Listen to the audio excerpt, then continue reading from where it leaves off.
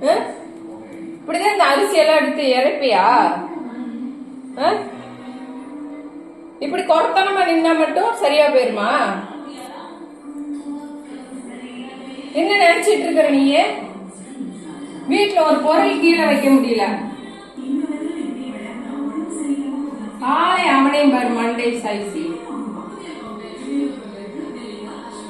என்ன அண்ணா உன்னை ஸ்கூலுக்கு போயிருக்கியா கம்முனு?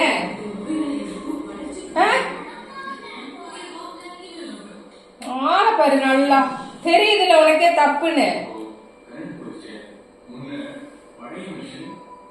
ஏதாவது பேசுதான் பாரு நல்லா.